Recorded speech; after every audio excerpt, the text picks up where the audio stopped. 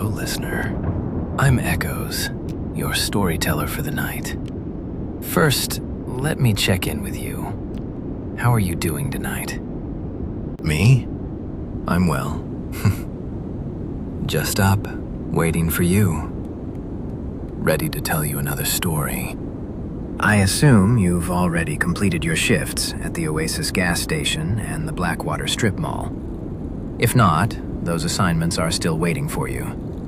But tonight, your route takes you somewhere new. Tonight begins your shift at the old Grand Elysian Theater. The marquee hasn't lit up in decades. Dust hangs in the air like cobwebs spun from forgotten memories. The velvet curtains are faded, the seats sit empty. And yet, every night, the theater still puts on a show. The strange thing is, nobody can agree on who's performing. Some claim they hear applause from an audience that isn't there. Others swear they've seen figures moving across the stage beneath the glow of ghostly spotlights. And the few employees who've worked the overnight shift? Well, most refuse to speak about what they witnessed after midnight. Don't forget to light your lanterns, leave a like, a comment, and subscribe. Tonight, listener, the keys are yours. Welcome to the Grand Elysian Theater. You keep telling yourself it's not desperation, it's practicality. The ad for a night security guard at the old Grand Elysian Theater was probably the 20th one you'd scrolled past, but it was the one that stuck. The pay was generous, suspiciously generous. Night owl wanted, it said. Must enjoy quiet, solitude, and the classics. You figured, hey, that's me. You needed the money. The graveyard shift meant no people, and you could appreciate the deep, velvety silence of an empty building. At least, that's what you told yourself. The interview was barely a formality. A tired-looking man named Mr. Abernathy, who looked like he had the weight of the whole building on his slumped shoulders, gave you a quick 10-minute tour. He pointed out the security office, a tiny room off the lobby crammed with flickering CRT monitors. He showed you the heavy ring of keys. He walked you through locking up, his voice a monotone drone that got lost in the cavernous space. He didn't mention the history. He didn't mention the stories the locals whispered about the place. He just handed you the keys and a laminated badge. Lock up at 10, open for cleaning at 6. Don't touch the projectors. The rest is in the binder. He was already walking away before you could even ask which binder. His parting words, thrown over his shoulder, were, "And son, just do what the notes say. It's an easy job if you just do what they say." You find it tucked in the knee hole of the security desk. It's a simple 3-ring binder with the theater's faded gold leaf logo on the cover. It looks ancient. You flop it open, expecting boring stuff, fire extinguisher locations, emergency exits. But the first page is a crisp, typed sheet of paper, oddly clean compared to the grimy binder. At the top, in stark, bold letters, it reads, "Rules for a quiet night." And right then, the quiet of the theater starts to feel different. It's not peaceful anymore. It's heavy. It's waiting. Welcome to Sleepy Echoes Unwind, where the night remembers old stories. Tonight, we journey into a place where shadows linger and forgotten whispers rise with the dark. Now, light your lanterns, slow your breathing, and let us drift together into the hush of the night. Section 1. The Job. Your first hour is almost boring, which is a relief. You walk the perimeter, the jangle of the heavy keys being the only sound, aside from the low hum of the drink coolers. The Grand Elysian is a relic, a beautiful, decaying monument to another time. The royal red carpets are worn thin down the main walkways, showing the ghosts of a million footsteps. The air smells of dust, stale popcorn, and something else. Something faintly sweet, like old perfume. You check the doors. The heavy brass handles are cold. Each one clicks shut with a satisfying finality, the deadbolts sliding home like coffin lids. You move through the main lobby, your flashlight beam dancing across posters for films from decades ago. The faces of forgotten stars stare back from behind the glass, their smiles frozen in time. The tour takes you past the 5 auditoriums. All the doors are locked, just like they should be. You peer through the little diamond-shaped window of Auditorium 1. Your light catches rows and rows of empty velvet seats, all waiting for an audience that isn't coming tonight. There's a stillness in there that feels profound, almost sacred. You pass the concession stand, its chrome popcorn machine gleaming under your flashlight. You check the restrooms, where the tiled floors echo the slightest scuff of your boots. Everything is empty. Everything is silent. You are completely, utterly alone. By the time you get back to the security office, you're actually starting to calm down. This isn't so bad. It's just an old building. The crazy pay is probably for the sheer boredom of it all. You settle into the creaky office chair, the bank of monitors showing silent, grayscale images of the empty halls you just walked. It's a lonely kingdom, and you're its king for the night. Then, your eyes fall on the binder again. Rules for a quiet night.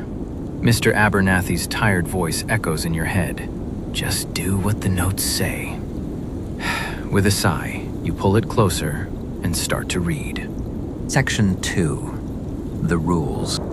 The list isn't long, but each rule sends a cold little trickle of unease down your spine. They start strange, and only get stranger. 1. At 11 p.m., you must make a fresh batch of popcorn. Use the supplies under the counter.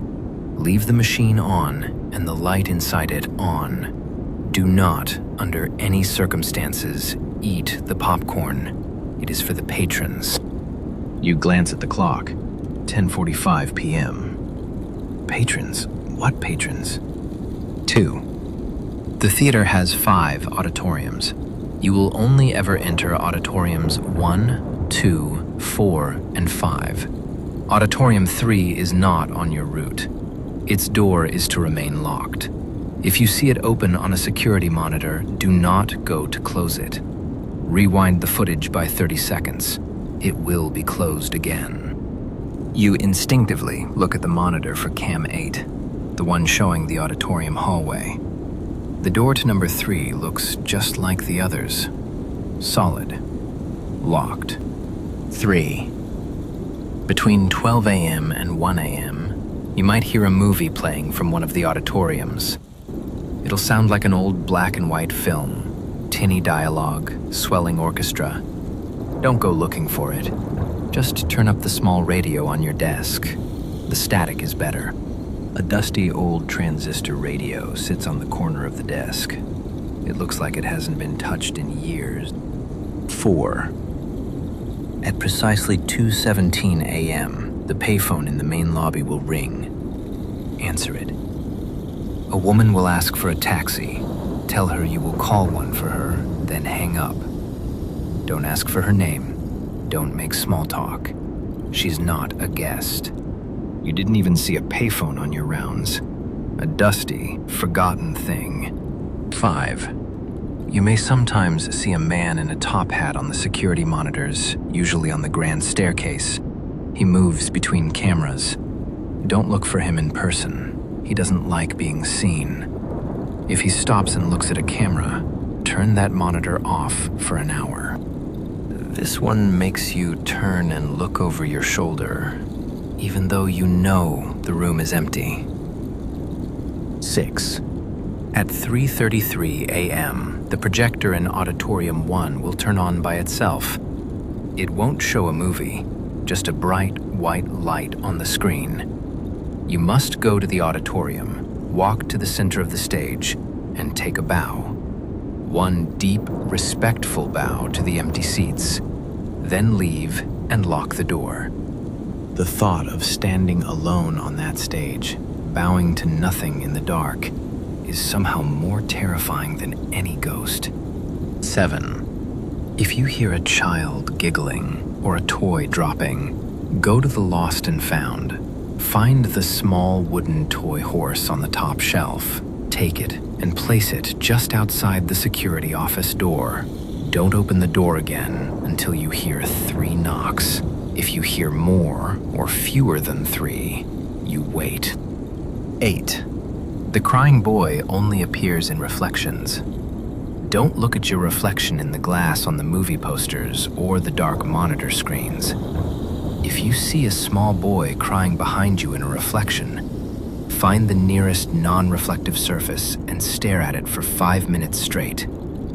He feeds on attention. You instinctively look away from the blank monitor next to the one you're watching. 9. Your predecessor didn't believe in the rules. His name was Frank. If you see a man in a security uniform that doesn't quite fit, and he calls himself Frank, he's not your colleague. He's a question. Don't give him the answer he wants. Tell him Mr. Abernathy has his check in the main office, and he can get it in the morning. 10. Sunrise is your salvation. Do not, for any reason, unlock the main doors before the first ray of dawn touches the front steps. The locks keep you in, but they also keep things out. Until 6 a.m., you are part of the theater, and the theater is always hungry. You snap the binder shut. Your hands are slick with cold sweat. It's a joke. It has to be. Some messed up hazing for the new guy. You let out a short, nervous laugh, a sound that's immediately swallowed by the huge silence. You look up at the clock. It's 10:59 p.m. Section 3. The shift begins. You feel like an idiot, but you walk to the concession stand. The popcorn supplies are right where the rules said they'd be. A dusty bag of kernels, oil, and salt. The air is so still and thick that every scrape of the metal scoop sounds like a gunshot. You measure everything out, pour it in, and flip the switch. The machine whirs to life. You stand there for a moment, feeling foolish. But then, the first kernel pops, then another. Soon, a whole cascade of pops is echoing through the lobby. The smell, buttery and warm, is a bizarre contrast to the cold dread that's setting in your stomach. Once the hopper is full, you leave the machine on, its light a small warm circle in the oppressive dark. You don't take a single piece. You just walk back to the office, feeling the imaginary eyes of the patrons on your back. Back in your chair, you stare at the monitors. Everything is just as it was. Empty halls, silent lobbies, the soft glow of the popcorn machine on cam 2. You try to rationalize it. Old wiring, an eccentric owner, anything. But you can't shake the feeling of being watched. The minutes stretch into an hour. Just as you're starting to convince yourself it's all in your head, a sound drifts down the hallway. It's faint at first, but it's unmistakable. Music. A swelling, dramatic orchestra with the tinny sound of voices mixed in. It's coming from the auditoriums. You freeze, your heart pounding. Rule number 3. Your hand trembles as you reach for the old radio. You flick it on, and a harsh, loud static fills the small office. It's a horrible sound, but it's better than the ghostly movie score. You crank it up, letting the white noise drown out the impossible sound from the hall. You stare at the monitors, your knuckles white on the armrests. The music is gone, lost in the hiss of the radio. But you know what you heard. This is not a prank. Section 4. Incidents and Escalation. That hour of listening to static is its own special kind of torture. Your mind starts playing tricks, twisting the white noise into whispers, into fragments of that ghostly music. When the clock finally hits 1 a.m., you click the radio off. The return to complete silence is just as jarring. You spend the next hour on high alert. Every creak of the old building makes you jump. You stare at the monitors so hard your eyes burn, half expecting the door to Auditorium 3 to just swing open. You keep catching your reflection in a dark screen and flinching away. The crying boy. You'd almost forgotten. At 2:17 a.m., on the dot, it happens. A shrill ring ring cuts through the silence. It's coming from the lobby, the payphone. Your blood runs cold. The sound is so violent, so wrong, that you can't move for a second. It rings again, demanding to be answered. Rule number 4, you have to answer. Leaving the office feels like stepping off a cliff. The lobby is a vast sea of darkness, and your little flashlight beam feels useless against it. The ringing is louder out here, echoing off the high ceilings. You find the payphone in a small alcove, its plastic shell yellowed with age. You lift the receiver, your hand shaking. Hello? Your voice is a dry croak. The voice on the other end is a woman's, thin and staticky. Hello? Can you call me a taxi? I seem to have missed my ride. Your throat feels tight. You force the words out. I'll call one for you. There's a pause. Oh, thank you, dear, she says. It's so cold out. I just want to get home. You have to hang up. You know you have to.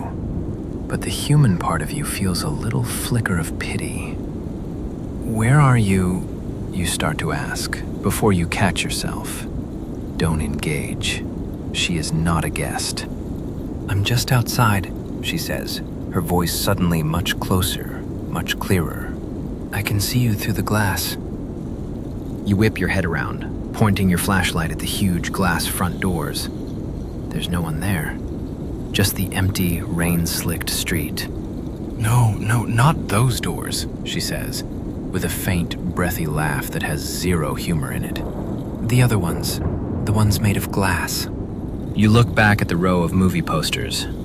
Their glass frames reflect the dark lobby back at you, and in one of them, for just a split second, you see her. A woman in an old-fashioned dress, her face pale, her hand held up as if she's waving. Slam! You slam the phone down, the plastic cracking from the force. You don't run, but you walk back to the office fast. You don't look at the posters again. Safely inside, you lock the door, something you hadn't thought to do before. You're breathing hard. You look at the monitors, desperate for something normal. And that's when you see him.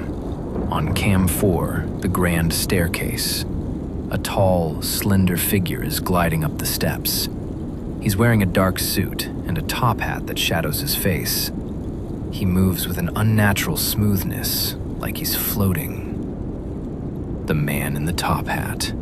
He vanishes between camera feeds. He's not at the top of the stairs on cam 3. A minute later, he reappears on cam 6, walking down the upper corridor. He moves with a quiet purpose. He passes the door to Auditorium 3 and seems to pause, just for a second, before continuing on. Then, just as he reaches the edge of the camera's view, he stops. Slowly, deliberately, he turns his head. You can't see a face, just the dark brim of the hat, but you know he's looking right at the camera, right at you. You lunge for the console and slam the button for monitor 6. The screen goes black. Rule number 5, 1 hour.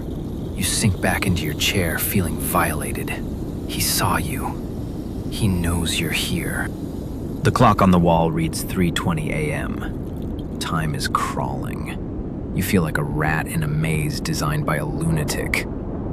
Then, the silence is broken by a new sound. It's the soft giggle of a child. It sounds like it's right outside your door. Rule number 7. Your heart sinks. You force yourself up and walk to the other side of the building, to the little lost and found office. The room is full of dusty boxes, and there, on the top shelf, just like the rule said, is a small carved wooden horse. The paint is chipped. It looks ancient. You carry it back like it's a bomb. Your hand is on the doorknob when you hear another sound, a tiny clink, like a toy being dropped on the tile floor right outside. You hold your breath. You open the door just enough to slide the wooden horse out, then you shut and lock it fast. You press your ear to the wood. You hear a faint scraping sound, then nothing. A minute passes, then another. Just when you think you imagined it, the knocks come. Knock, knock, knock. Sharp and clear. Relief washes over you so intensely you feel dizzy. You wait a full minute before you dare to open the door. The hallway is empty. The horse is gone. You stumble back to your chair. The monitor for Cam 6 is still dark.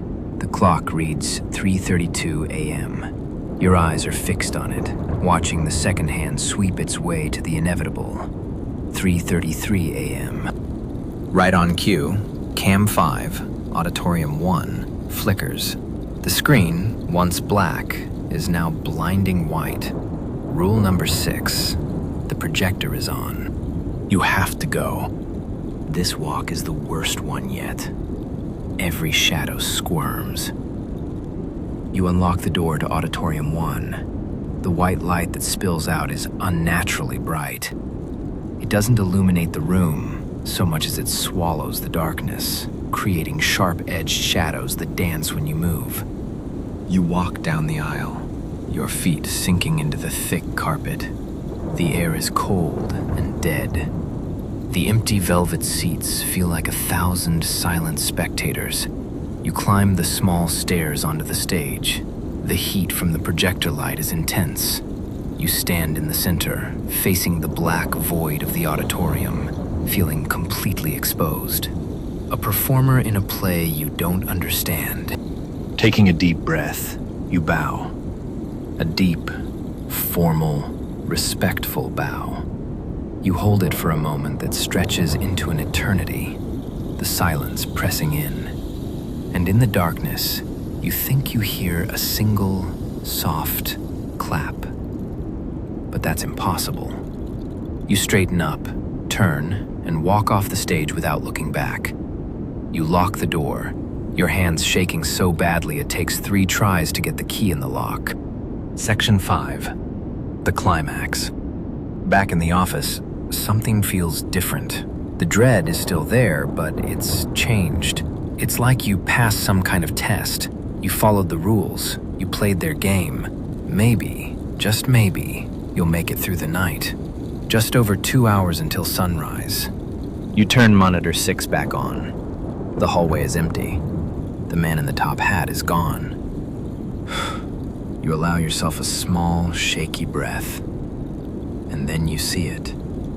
On Cam 1, pointed at the main lobby doors, there's a figure standing just outside. It's a man in a security guard uniform, like yours, but it hangs off him, way too big in the shoulders.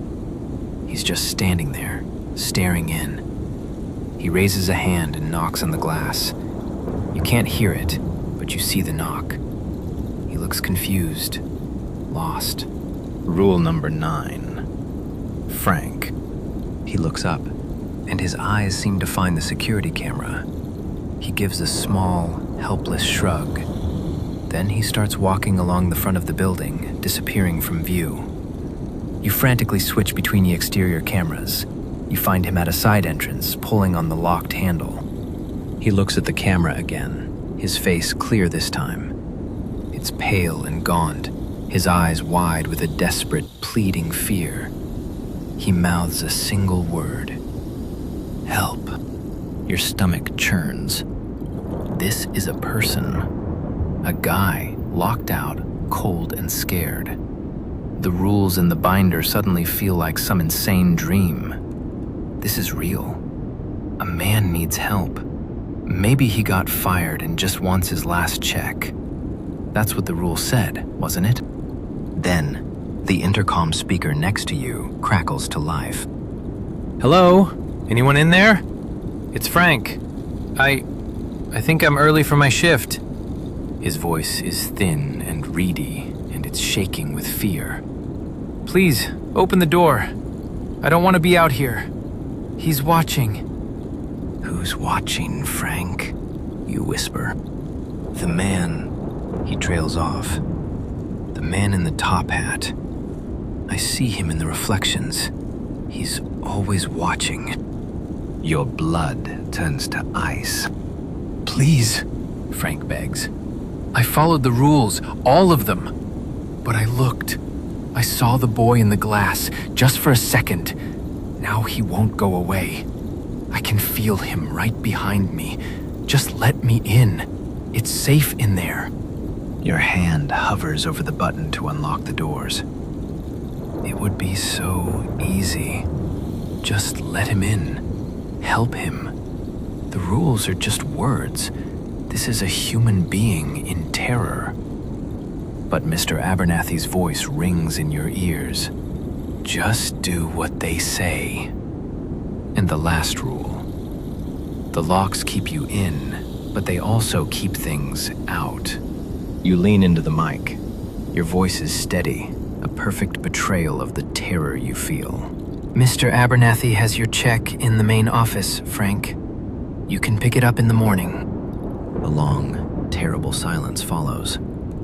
Frank just stands there, his face a mask of disbelief that slowly curdles into pure, abject horror. No, he whispers. His eyes are no longer looking at the camera, but past it, at something over his shoulder that you can't see. No, you don't understand. That's not the answer. He opens his mouth to scream, but the sound is cut off. His body goes rigid. He's lifted off his feet by some unseen force and dragged backward into the darkness, away from the light of the street lamp. You watch, frozen, as the monitor becomes an empty street again. Frank is gone. He was a question, and you just gave him the wrong answer. Section this, the final performance. You stare at the empty screen where Frank was, your heart a cold, dead weight in your chest. The silence he left behind is worse than any sound, but it doesn't last. Ring, ring! The payphone. You jump, spinning to stare down the dark hall. Ring, ring, ring! It doesn't stop. It's frantic, desperate. Then, from the lobby, you hear the popcorn machine. It's not the gentle pop, pop, pop from before. It's a violent, rapid-fire cracking, like 1,000 tiny bones snapping. A loud slam echoes as the glass lid is thrown open and popcorn cascades onto the floor. On the monitors, every screen comes alive. The man in the top hat isn't just on the stairs. He's in every hallway, on every camera, always turning to look at you. The woman from the phone call is behind the concession stand, her face contorted in a silent scream. The projector in Auditorium 1 snaps on, not with white light, but with an image of Frank's terrified face, his mouth open in that scream you never heard. Slam, slam, slam! The auditorium doors begin to shake in their frames. A cacophony of noise erupts. The tinny movie orchestra swells, mixing with the woman's staticky pleas for a taxi, the child's giggling coming from all directions at once, and a new sound, a low, guttural groaning, as if the theater itself is in agony. Through it all, the payphone continues its shrill, maddening, ring, ring, ring! You shrink back in your chair, hands clamped over your ears, but the noise is inside your head. You risk a glance at the monitors and see the crying boy, not in a reflection, but standing in the middle of the lobby, looking directly at the camera, tears of black bile streaming down his face. The dark screens of turned-off monitors flicker to life, all showing your own back, as if something is standing right behind you. You don't dare turn around. The theater is throwing a final, furious tantrum, and you are trapped at its center. And then, as suddenly as it began, it stops. A perfect, absolute silence falls. The ringing, the music, the slamming, all gone. A faint gray light filters through the high windows of the lobby. Dawn. You sit there, staring at the now silent screens, every muscle trembling. You survived. You have no idea what you survived, but you're here. If you've ever had a job with its own set of strange, unspoken rules, or a night you just couldn't explain, tell me about it in the comments. And if you want to hear more stories from the places that hide in the shadows, make sure to subscribe. You never know what's waiting for you after the lights go out. The conclusion. At 6 a.m. on the dot, you unlock the main doors. The morning air that rushes in smells like rain and a new day, and it's the best thing you've ever smelled. The cleaning crew, two stoic women who don't meet your eyes, brush past you as they enter. You walk out into the morning light, and you don't look back. You should have gone home. You should have called Mr. Abernathy and quit. But you don't. Because when you check your bank account, the money is already there. More money than you've seen in one place in years. And you know, deep down, that tonight, the Grand Elysian will be waiting. The popcorn machine will need to be filled, the patrons will be hungry, and the rules will need to be followed. After all, it's an easy job, as long as you do what the notes say. You just have to hope you never give the wrong answer again. Thank you for joining this moonlit journey. If you'd like to unwind with more tales each week, light your lantern and subscribe. I want you to come back. For now, blow out your lantern. We shall meet again. Your next assignment, you ask? It involves drifting somewhere beyond the ocean.